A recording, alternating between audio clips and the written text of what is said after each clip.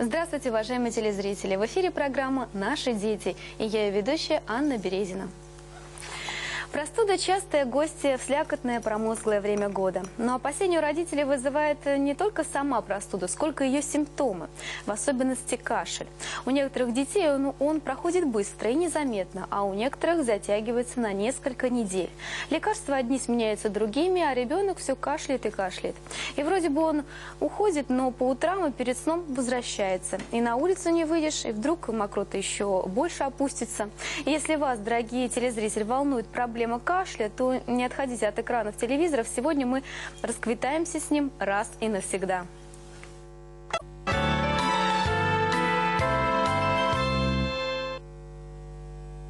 Кашель сам по себе не заболевание, а симптом. Вообще кашель – это защитная реакция организма, позволяющая очистить дыхательные пути от инородных тел и других раздражителей.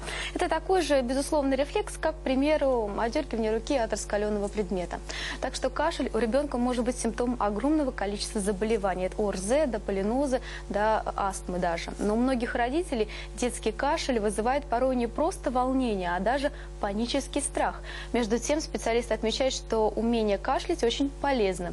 Встает вопрос, так что же делать, лечить или не лечить кашель? Итак, сегодня у нас в гостях Пурясев Александр Сергеевич, доктор медицинских наук, главврач клиники по лечению заболеваний дыхательных путей. Здравствуйте. Здравствуйте. Добро пожаловать вновь в нашу программу. Я сразу хочу напомнить телефон прямого эфира 363-44-34, код Москвы 495. Пожалуйста, звоните, задавайте вопросы нашему гостю. А пока, Александр Сергеевич, хотелось бы начать с такого вопроса. Вот сейчас очень много детей, особенности сейчас, и когда смена сезонов происходит, болеют различными простудными респираторными заболеваниями. Вот как вам кажется, почему сейчас это особо актуально? Почему так много детей болеет? Очень редко встретишь здорового ребенка. Ну, вообще, тема кашля очень актуальная тема на сегодняшний день, потому что, во-первых, есть очень много интересных моментов, которые мы, возможно, и проговорим сегодня.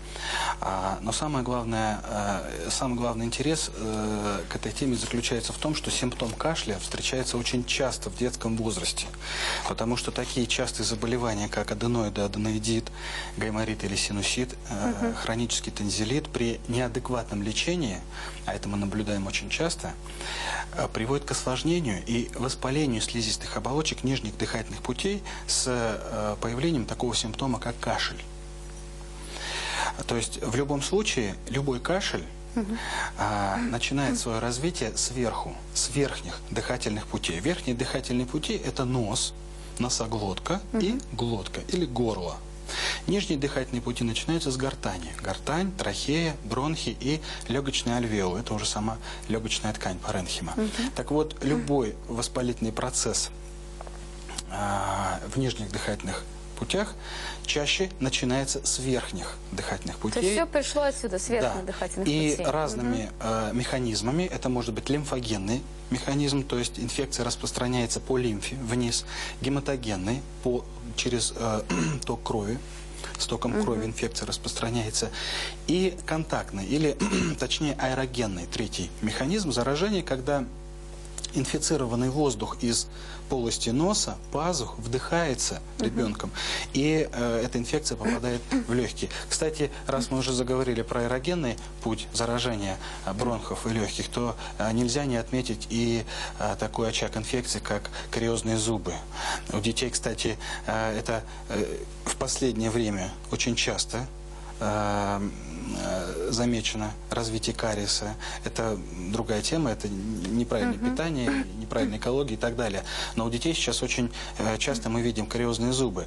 И даже если это зубы молочные, многие родители не уделяют этому внимания и не лечат. Хотя кариес – это источник анаэробной инфекции, причем очень агрессивной инфекции, которая вдыхается в легкие. И там может возникнуть... То есть даже кариес на зубах может быть причиной, может быть причиной кашля. Да.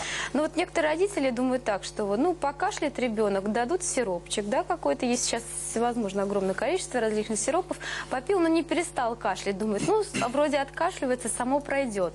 Вот как вы на это думаете, как врач, можно ли так поступать? Можно ли так делать, вообще оставлять без лечения, если он все-таки не прошел, когда мы давали лекарства? Я хочу сказать, что любой кашель без лечения никогда не пройдет. Он уйдет в хронь, он уйдет в такое латентное скрытое течение и через некоторое время повторится заново. Поэтому любой кашель – это симптом заболевания либо трахеи, либо бронхов, либо легочной ткани. То есть это либо ларинготрахеит, трахеобронхит, бронхит, либо бронхопневмония с пневмонией. То есть кашель – это серьезный симптом, который нужно лечить. Любой нелеченный кашель приведет к развитию астмы. Вообще, когда мы говорим про кашель, то мы должны понимать, что этот ребенок уже запоздал с визитом к врачу. Потому что если у ребенка появился кашель, это говорит о том, что его нос, носоглотка или пазухи носа своевременно не были вылечены, заболевание этих полостей не было вылечено, оно спустилось вниз. То есть ребенок с кашлем – это уже ребенок как минимум с двухнедельной проблемой, а то и более. Поэтому такого ребенка нельзя оставлять без лечения. Любой кашель, я еще раз повторяю, перейдет в астму. Кстати, сегодня часто заметно такое халатное отношение к этому симптому. Еще и знаете почему? Здесь неверную трактовку и объяснение дают педиатры в поликлиниках о том, что родителям неправильно разъясняют, о том, что кашель якобы возникает у ребенка из-за того, что сопли стекают из носоглотки в горло, от этого ребенок кашляет. Это неправда. Это неправда. Выделения из полости носа, пазух носа, которые поступают в носоглотку, так называемый постназальный секрет, стекающий по задней стенке глотки, вызовет другой рефлекс, глотательный. То есть ребенок эти выделения проглотит. Проглотит просто. Но не будет кашлять. Это все равно, что говорить, что когда мы кушаем, прожевываем пищу в полости рта, а потом пищевой жом проглатываем, который идет по тому же пути, что и выделение из носоглотки, тоже должны вызывать кашель. Мы же, когда кушаем, не кашляем. Ну, если мы не поперхнулись, да? Но поперхивание – это другой кашель. Там уже кашель вместе с удушьем. Этот симптом такой своеобразный, он развивается с остановкой дыхания, потому что голосовая щель, она рефлекторно закрывается. Человек поперхнулся маленьким кусочком пищи, это может быть даже маленький комочек хлеба, вдохнул эту першинку, но голосовая щель, которая раз в 20 больше по диаметру, чем вот эта микрочастичка, она мгновенно закрывает проход, чтобы вот это инородное тело не попало в бронхи и не довело до беды. И человек в этот момент испытывает удушье, остановка дыхания. Появляется страх, в конце которого происходит все-таки кашель, то есть человек выкашливает ее. И появляется уже такой приступообразный кашель. Но такой кашель не спутаешь с обычным кашлем, и человек понимает, что это он поперхнулся. Поэтому, еще раз повторяю, если ребенок кашляет, это не выделение из носа, это не какие-то отделяемые, которые раздражают слизистую. Это все сглатывается, поэтому ребенок эти сопли глотает, он их съедает, но не кашляет. Поэтому, если ребенок кашляет, нужно задуматься о том, что здесь воспалительный процесс идет либо в трахее, либо в бронхах, либо в легочной ткани. А бывает еще у детей, в принципе, раз мы об этом заговорили, можно отметить внелегочные причины кашля. Внелегочные, которые не связаны с заболеванием легких. Вот частая причина, если мы говорим про детей, это гипертрофия небных миндалин, увеличение гланд. Настолько сильно они увеличиваются, что в лежачем положении, лежа, чаще всего это происходит ночью, они опускаются вниз и касаются надгортанника. То есть они туда как бы в глотку проваливаются, а надгортанник, это клапан, который закрывает проход в трахею, когда человек глотает пищу, и она уходит в пищевод. И вот этот надгортанник в открытом состоянии, он находится прямо около гланд. И при лежачем положении миндалины, они как бы наваливаются и касаются надгортанника, появляется рефлекторный кашель. Ну и вот, пожалуйста, причина кашля нелегочного характера. Это может быть кашель, сопровождающий заболевание сердца, порок сердца, левых отделов. Это может быть рефлекторный кашель, который возникает при раздражении слухового прохода. Когда ватными палочками любая мама замечала, чистит ушки, ребенок начинает подкашливать. Это такой рефлекс Бенбриджа, это тоже не имеет никакого отношения к болезни. Может быть неврогенный кашель при неврозах. Тоже может быть. То есть при каких-то нервно-психических заболеваниях или что? Да, банальный невроз может привести к кашлю. Ребенок боится врача, пришел на прием, и уже начинает подкашливать. Ушел от врача, перестал кашлять. Вот такие банальные невротические состояния могут приводить к кашлю. Но это такие редкие состояния, которые мы редко наблюдаем. В основном кашель, он все-таки воспалительной природы. Это воспаление бронхов, воспаление легочной ткани. Вот, ну или воспаление гортани. Ну, а вообще важен ли для организма кашель? Какие функции он выполняет? В начале передачи я сказала, что есть даже защитная функция кашля, да? Ну, вообще кашель – это рефлекторный акт, это защитный такой механизм. Дело в том, что для поддержания стерильности слизистой оболочки бронхов и легочных альвеол дыхательные пути должны обладать очень важным механизмом, важной способностью к самоочищению от микробов, аллергенов и пылевых частиц. Выделяют три механизма самоочищения слизистой оболочки дыхательных путей. Первый механизм – это перистальтика мелких бронхов. Второй механизм – это мукоциллярный транспорт или клиренс. И третий важный механизм, дренажный механизм дыхательных путей – это кашель. Кашель – это рефлекторный процесс, который возникает в результате раздражения нервных окончаний, кашлевых рецепторов, находящихся в слизистой оболочке гортани, трахеи и бронхов. Все, три области имеют кашлевые рецепторы. Это, повторю, гортань, трахеи и бронхи.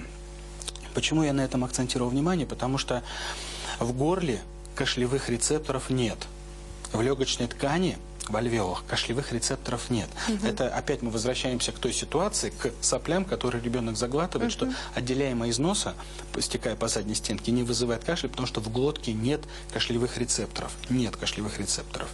И в данной ситуации часто запускают такой кашель, и ребенок может неделями ходить с кашлем, а родители думают, что это всего лишь выделение из носа, и не предпринимают активных мероприятий, а там бронхопневмония. Представляете? То есть у ребенка при бронхопневмонии не может быть даже температуры.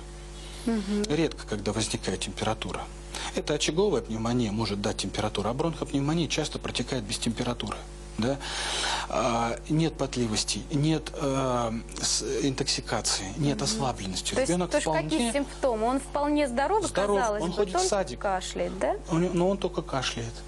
А там может быть от бронхита до бронхопневмонии. И такой ребенок при таком неправильном подходе, да, такой обманчивый подход, что вроде как мы не обращаем внимания на кашель, потому что думаем, что это из-за носа, он медленно превращается в астматика. И через 2-3 месяца этот ребенок приходит уже опять к этому педиатру, говорит, он с кашлем не прошел. Еще присоединились приступы удушья плюс к этому. Ставят диагноз астма. Вот так. Вот в чем коварство такого кашля, который расценивают как сопливый кашель. А на самом деле это кашель серьезный.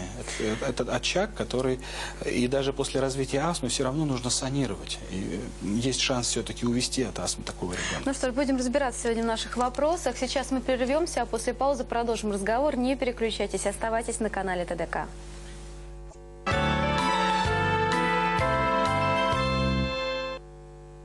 В современной медицине от кашля широко используются детские сиропы, которые можно купить в аптеке без рецепта. Но на самом деле совсем они не помогают. Как установили американские ученые, в эксперименте точно такое же улучшение состояния отмечается, если дать малышу на ночь простой сахарный сироп.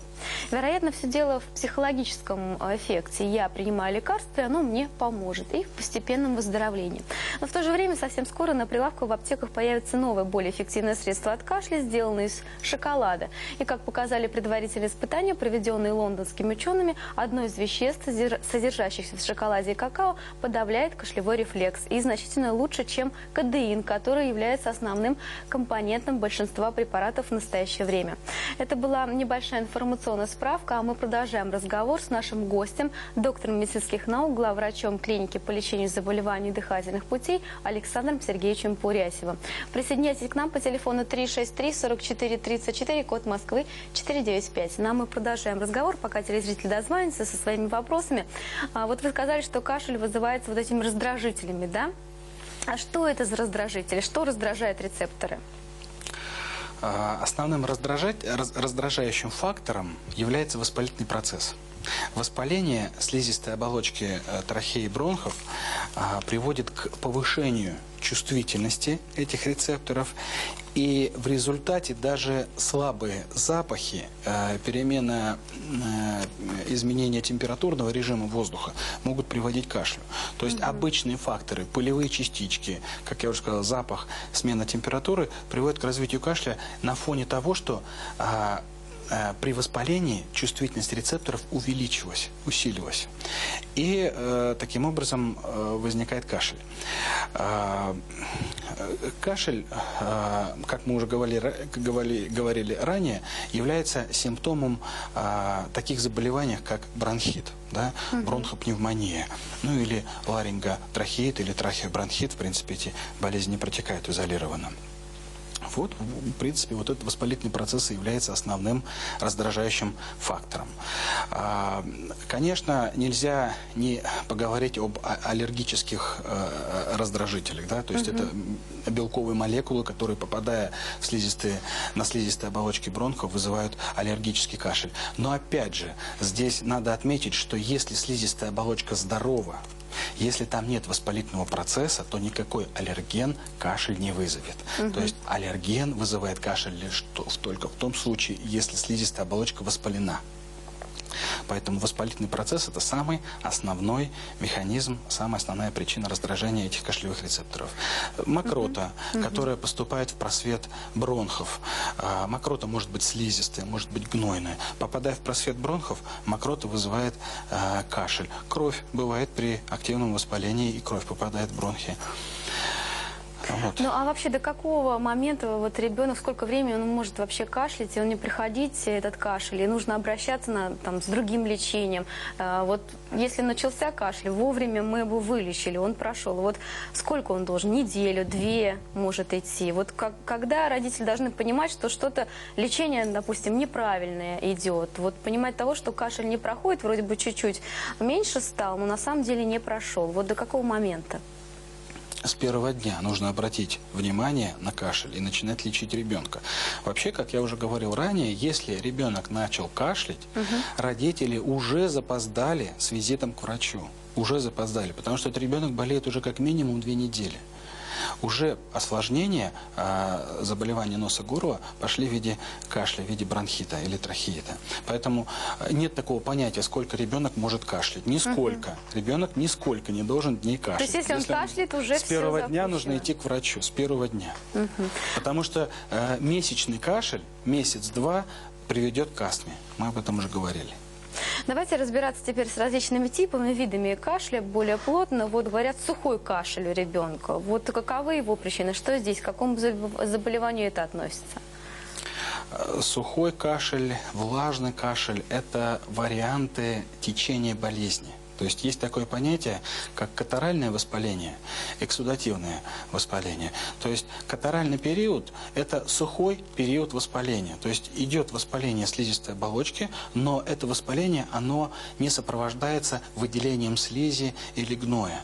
Поэтому кашель сухой, не выходит в просвет ни слизь, ни гной, ни мокрота, поэтому кашель сухой. Это мучительный кашель, потому что он травмирует слизистую оболочку, вызывает даже боль. Вот. Затем следует эксудативная фаза. Через несколько дней кашель становится влажным. Почему? Потому что сквозь слизистые оболочки на поверхность, в просвет бронхов, выходит эксудат.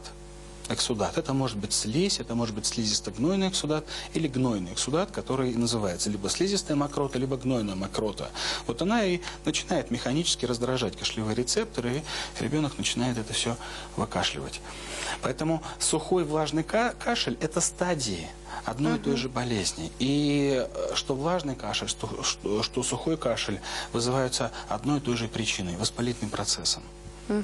Что касается способа лечения, или вот как говорят родители или врачи, чтобы лучше откашливать, чтобы помочь ребенку, чтобы он лучше откашлялся, отходила эта мокрота. Вот предлагают различные ингаляции. Как вы к этому относитесь, как врач? Можно ли самостоятельно применять различные травы в домашних условиях, делать эти ингаляции? Или все-таки это даже может быть опасно для ребенка? Да. Вообще ингаляции должны проводиться в лечебном учреждении.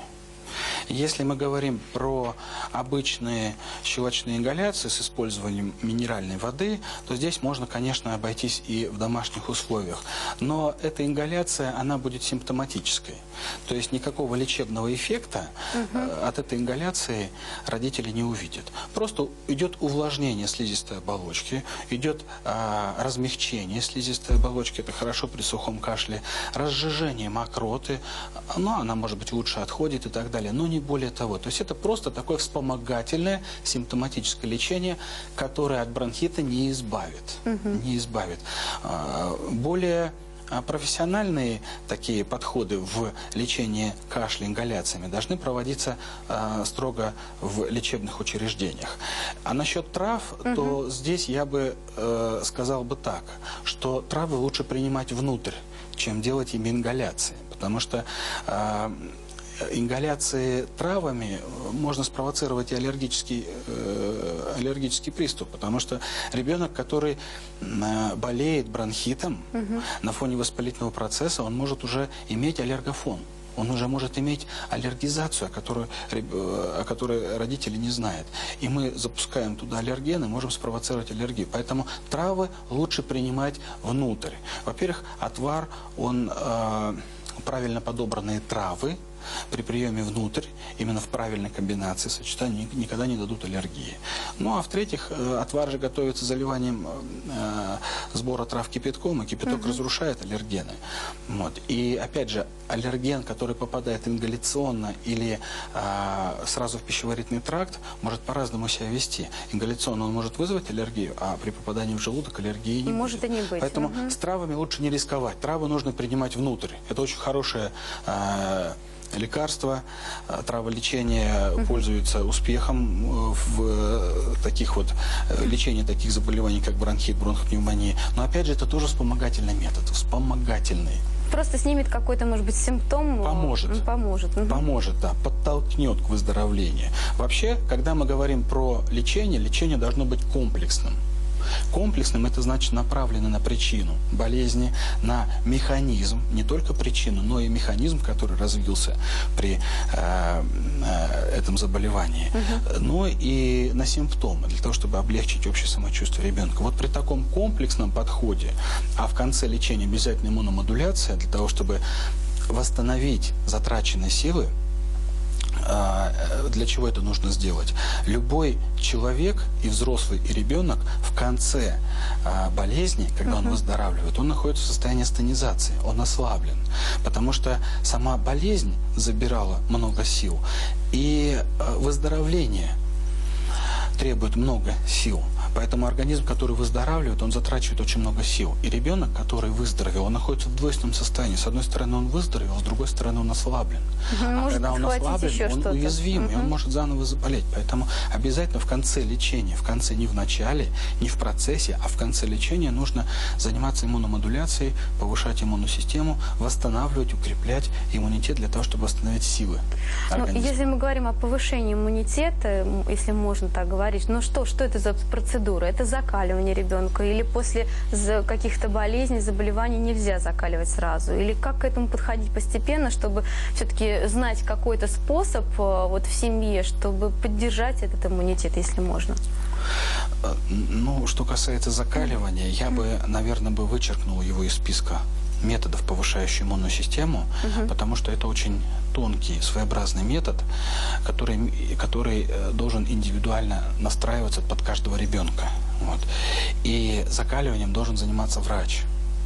И вот так, как это делают обычные простые люди, обливаясь холодной водой, делать нельзя, потому что мы можем ребенку больше навредить, чем дать пользу. Поэтому если у родителей есть желание ребенка закаливать, он должен делать это только с врачом.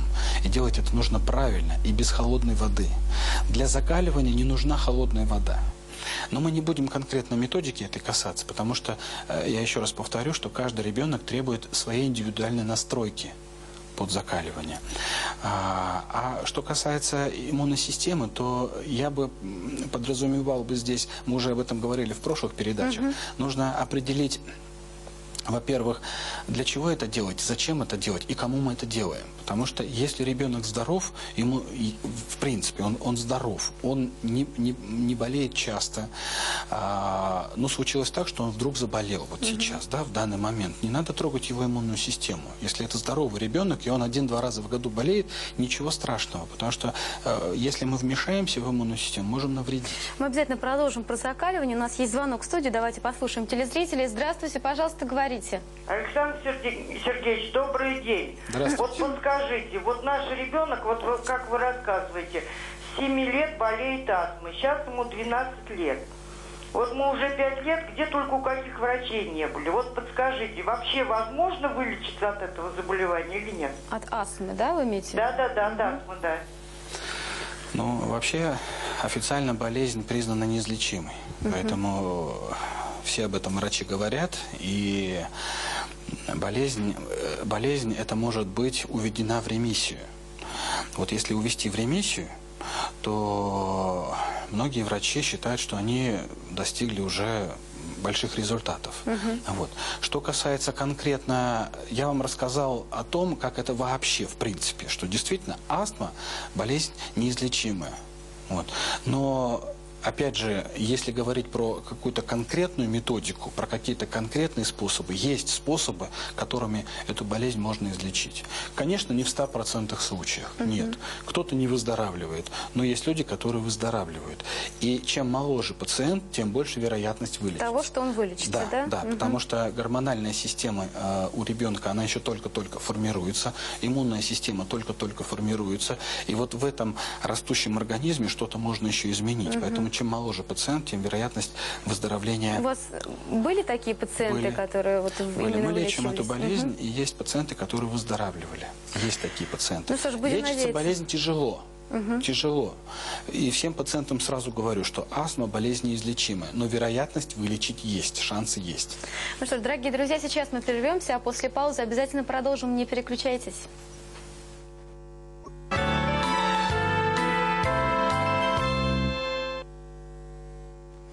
Кашель. Как много в этом слове для мам и пап слилось. Именно этот симптом беспокоит родителей больше всего.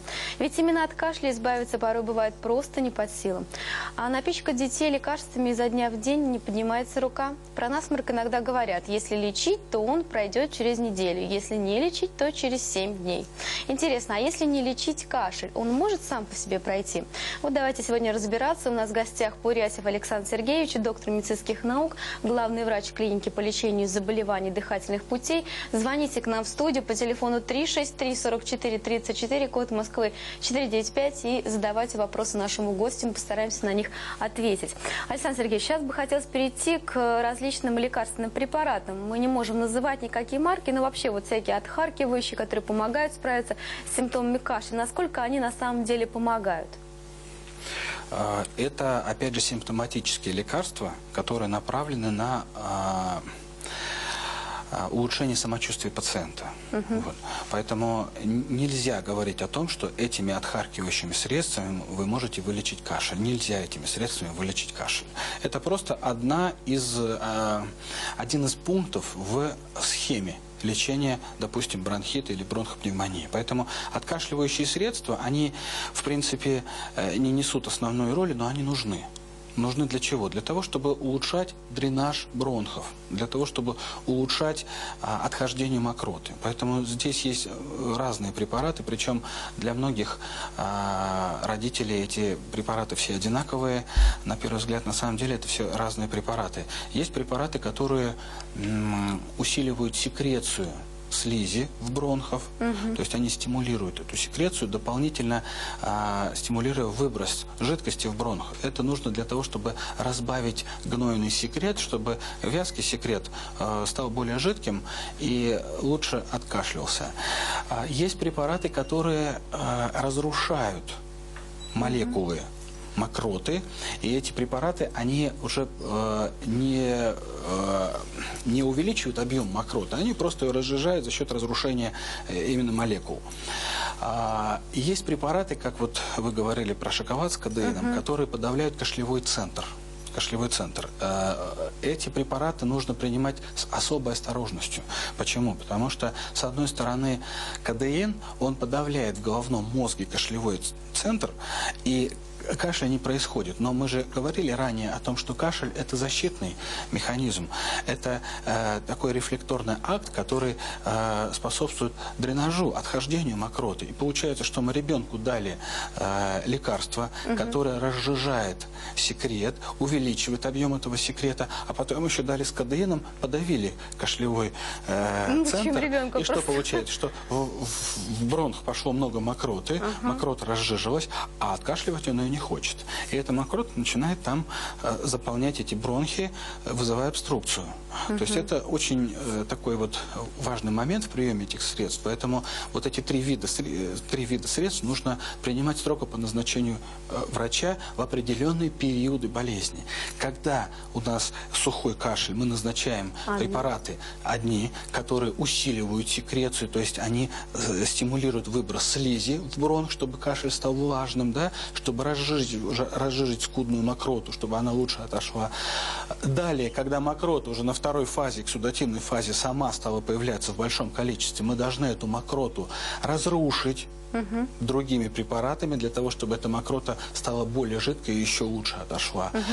А что касается препаратов, содержащих кадеин, то эти препараты нужно давать при сухом приступообразном кашле. Когда кашель холостой, то есть ребенок мучается от этого кашля, у него кашель идет приступом. Этот кашель уже не несет какой-то функционального смысла, такой кашель нужно подавлять. Сухой кашель. Допустим, коклюш, там же мучительный кашель, до рвоты.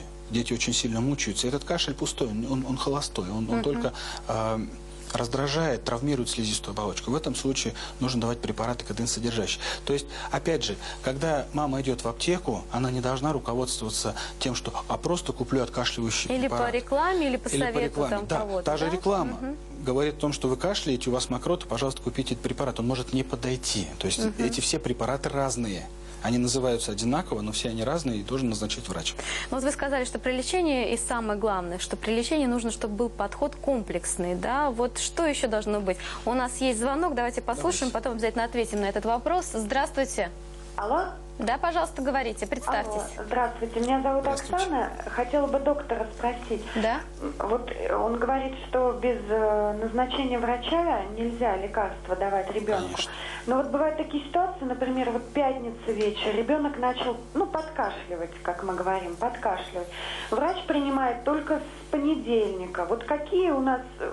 Скорая приезжает только, если температура высокая. Вот что родитель вот эти 2 дня, чтобы не упустить, что должен делать? Вот какие-то вот первые шаги, чтобы не усугубилось заболевание. Скажите, пожалуйста. Спасибо за вопрос. Ну, я не соглашусь с тем, что нельзя найти врача в выходной день. То есть лучше все-таки самостоятельно не покупать там какой-то препарат, то есть вы не можете порекомендовать там что-то содержащее? Я думаю, что в любом городе, если мы говорим про Москву, то это однозначно, но если даже это какой-то маленький город, то всегда найдется лечебное учреждение, которое работает даже ночью. Любая больница имеет дежурантов, врачей, которые в ночное время окажут помощь, хотя бы даже консультативную помощь. Есть клиники, которые работают в выходные дни. Ну, а если ситуация, просто наверняка телезрительница волновалась, что, допустим, за город уезжает, но нет возможности там вызвать врача, куда-нибудь уехали, там, к бабушке в деревню, никого нет. Вот что, просто какую помощь оказать ребенку? Вопрос очень сложный, потому что надо знать, что у ребенка, какие симптомы, какой кашель. С чего началась болезнь. Да, поэтому это вопрос, который настолько широкий, здесь можно просто взять подряд и начинать говорить про одну форму болезни, про другую, и подряд перечислять. В любом случае нужна консультация, нужна врача. Консультация врача обязательно. Ну вот мы остановились на вопросе комплексного подхода к лечению, мы поговорили о разных лекарственных препаратах. Вот что еще должно входить в лечение? Что значит комплексный подход? Ну, значит, обязательно лечение должно включать в себя и противомикробную терапию.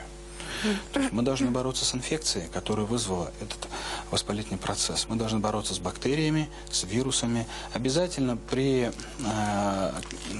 бронхите, бронхопневмонии, трахеите нужно сдать анализы на скрытую легочную инфекцию. Есть такая инфекция, которая может длительно, даже годами, находиться бессимптомно в организме, латентно, в скрытой форме, но при этом в какой-то момент может вызвать даже атипичную пневмонию или развитие астмы.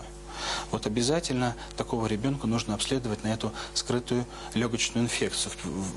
В любой лаборатории их делают, и все лаборанты знают, что это из инфекции, как ее обследовать, каким образом брать кровь и так далее. Лечение должно направлено быть еще и на механизм воспаления. То есть сам воспалительный процесс сопровождается уплотнением ткани. Это уплотнение мешает лимфотоку проникать в очаг воспаления и приносить с собой иммунные клетки. Поэтому лечение должно быть направлено еще и на то, чтобы уменьшить эту инфильтрацию, уплотнение воспалительной ткани, то есть уменьшить механизм развития болезни. То есть мы должны и на причину, и на механизм действовать. Для этого очень хорошо подходят местные процедуры. Но я бы не акцентировал внимание на физиопроцедурах. Потому что многие меня могут понять именно в этом русле. Физиопроцедуры при острых заболеваниях в первые 2 недели кашля проводить ни в коем случае нельзя. Вот. Есть местные процедуры, очень хорошие ингаляции, это сложные солевые ингаляции, которые помогают очищать бронхи, очищать бронхи и от слизи, и от мокроты, и от инфекций, и от аллергенов. Ну, мы сказали, что лучше эти ингаляции делать именно в медицинских учреждениях. Да. Обязательно нужно лечить нос и горло, потому что такой ребенок наверняка с кашлем придет еще и с соплями, и заболеваниями. Если ребенок находится дома, да, прошла там 3-я стадия, не знаю, заболевания, когда уже там он немножко осталось, что кашляет ребенок, а в принципе соплей нет, температуры нет, и в принципе ребенок себя хорошо чувствует. Можно ли в таком случае вообще ходить гулять? Когда ребенок кашляет, а за окном минусовая температура, лучше не гулять. Лучше не гулять, да? Да, в тепле. Теплый, сухой воздух. Сейчас, кстати, очень такая мода пошла на увлажнители, я замечаю. Да, вот часто. хотела как раз спросить, увлажнители, очистители воздуха, насколько это вообще полезно или это наоборот очень вредно? Очень часто спрашивают, сами пациенты задают вопрос. Вредно. Вредно это. Почему? Может быть, для мебели хорошо, она не рассыхается, а для человека увлажнители плохо, потому что в сырой среде лучше размножаются инфекции. Поэтому для легких нужен сухой воздух. Для легких нужен сухой воздух. Влажный воздух не нужен. Но, опять же, нужно смотреть на показатели влажности. Если воздух пересушен, то нужно регулировать влажность. Какой процент влажности должен быть в среднем? Ну, вот, который нормальный. Нормальный процент влажности – это 70-80%, не более того. Но это уже максимум. Лучше даже, чтобы был по суше воздух. Вот. У нас в нашей средней полосе России воздух и так влажный. Куда его еще больше увлажнять? То есть тоже такие рекламный ход, рекламные моменты. Да. Что касается вообще также поведения родителей, чтобы ребенок дальше там не заболел хуже еще, вот какую-то диету он должен соблюдать, что касается пищеварения, да, пить больше или нет. Вот многие врачи говорят, как можно больше пить, выводить инфекцию. Тогда что лучше пить, там, чай, компоты, соки, кисель, кефир, все, что лучше при заболеваниях? Лучше пить простую воду. Полстакана каждый час. Теплая, да, вода должна Обычная быть? комнатная вода. Можно минеральную воду. Чай, компоты, это все соки, это очень все спорно, потому что нужно знать, что это за компот, что это за сок. И если это пакетированный сок, то там много консервантов, и мы больше навредим ребенку. Поэтому лучше пить просто воду, обычную воду или минеральную воду, по полстакана каждый час. Для ребенка среднего возраста, 7-8 лет, это, в общем, нормальная дозировка приема жидкостей. А что касается вот вашего первого вопроса, что делать для того, чтобы предотвратить заболевание, то это, наверное, вопрос, который мы с вами так и не договорили в начале передачи про иммунную систему, я так понял, да? Мы про это говорили, что и я не договорил, и хотел бы дальше продолжить. В каком смысле? Что если, как мы уже сказали, у ребенка нормальная иммунная система, ее лучше не трогать. Если у ребенка ослабленная иммунная система, тогда нужно работать с иммунитетом. И все зависит от того, насколько иммунная система просела. И здесь уже нужна не только профилактика, здесь уже нужны лечебные мероприятия, направленные на повышение иммунитета. Но опять же скажу, что повышать иммунитет нельзя стимуляцией. Использовать стимулирующие препараты очень опасно, потому что ослабленная иммунная система, она и без того ослабленная, а стимуляция дополнительно ее истощает. И вот эти резервы истощившиеся, они приводят к, наоборот, падению иммунитета. Поэтому иммунную систему нужно оздоравливать при помощи восстановления обменных процессов. То есть обмен веществ, восстановление гормональной системы. Это также здоровое питание, и это физические нагрузки. Правильные, умеренные физические нагрузки. Правильное питание. Но это должно стать образом жизни, да, чтобы быть вот в хорошем иммунитете. У нас вновь звонок в студию. Здравствуйте. Здравствуйте. Да, пожалуйста, говорите. Представьте. Зовут меня Алия Ибрагимовна, у меня 4-месячный внук. Уже 3 раза болел, сопельки, кашель, периодически в больнице уже 2 раза пролежали. Что делать? Мама молодая, не очень опытная. Вот к советам не очень прислушиваюсь. А кормит мама грудью ребенка? Мама кормит грудью ребенка, да. И уже в 4 месяца умудрился попасть уже в вот больницу. сейчас. А с каким диагнозом попал в больницу? И вот я очень переживаю. Что делать? А с каким диагнозом попал ребенок в больницу? Первый раз у него сопельки были, но у мамы был пиелонефрит, сказали, что когда беременная была, что это тоже вот повлияло, что вот поэтому иммунитет ослабленный. Второй раз поставили диагноз ларинготрахеит. Ну, быстро, неделю всего лежали, в общем, вроде купировали все. Сейчас опять у нее был насморк, и опять ребенок, значит, подкашливает и сопельки. Я очень переживаю. Спасибо вам за звонок. Обязательно проверьте ребенка на наличие инфекции. Нужно искать инфекцию. Сидит какой-то персистирующий вирус, либо бактерия, которые могут уходить в латентное, скрытое состояние, а потом через некоторое время опять обостряться. Поэтому у ребенка и протекает волнообразно болезнь. То обостряется, то затихает. Как найти, какие анализы сдать? То есть кровь сдать или что? Ребенку раньше 3 месяцев кровь сдать можно? Обязательно нужно попытаться, да, взять кровь у ребенка, даже 4-месячного, и обследовать ребенка на скрытую легочную инфекцию. Любой лаборант знает, что это за инфекция, как она берется и какие для этого нужно анализы сдать. Обязательно возьмите мазки из носа, из горла, для того, чтобы понять, какая инфекция еще и находится там в носу. может, да, быть? Да. То есть, если ребенок часто болеет, и вы не можете выйти из этой болезни с самого рождения, я так понял, нужно обязательно найти инфекцию. Найти причину истинную, Найти причину, да. Я не буду говорить сейчас про иммунную систему, потому что это настолько сложный случай, вот так, чтобы 4-месячный ребенок, несмотря на то, что его кормят грудью, он не ходит в садик, да, то откуда он берет эту инфекцию? Но только от мамы, от взрослых. От мамы. Поэтому я всегда всем родителям говорю, что любую профилактику ребенка нужно начинать с родителей.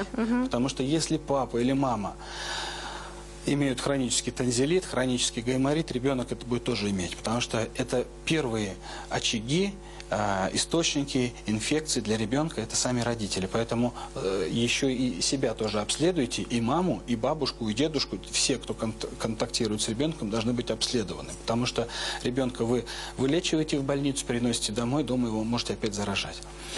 Ну что ж, дорогие друзья, сейчас у нас небольшой перерыв. Не переключайтесь, мы обязательно продолжим.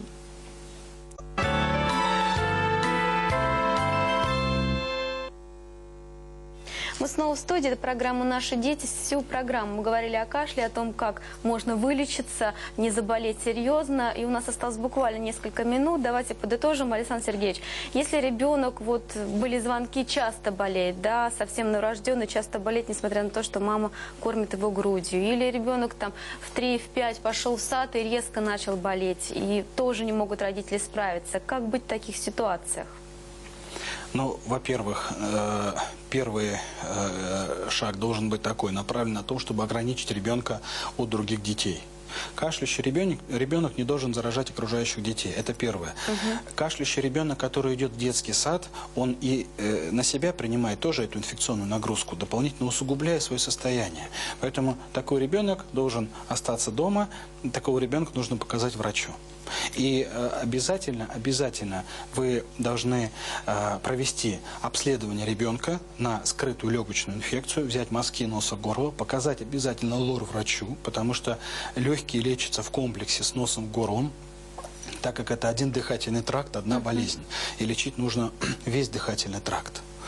Вот такие вот. Но и в любом случае не запускать, да, как Ни вы в коем сказали, если случае. ребенок кашляет, уже родители запустили заболевание. Тут нужно не забывать об Я этом. бы даже здесь привел бы один пример из практики. Этот пример обобщает практически все примеры похожие. Заключается в чем? В том, что очень много пациентов приходят с жалобами на горло. Они говорят, что мы жалуемся на горло. Начинаешь спрашивать, а на что конкретно жалуешься? И отвечают на кашель. То есть многие не понимают, что заболевание горла и кашель – это совершенно разные болезни. И из-за того, что вроде как это горло, они не придают серьезного значения. А там, как я уже говорил ранее, может тлеть бронхопневмония под обычным таким вот заболеванием горла. То есть надо это понимать, что если развился кашель, значит есть уже бронхит либо трахеит. И горло здесь ни при чем, и проводить своевременное лечение. Ну что ж, сегодня всю нашу программу посвятили теме, которые не могут остаться равнодушными ни одни родители, к теме кашель. Надеемся, вам пригодятся наши советы и рекомендации. А сегодня нам помогал бороться с кашлем Пурясев Александр Сергеевич, доктор медицинских наук, главный врач клиники по лечению заболеваний дыхательных путей. До новых встреч, желаем не болеть и наслаждаться морозным зимним воздухом.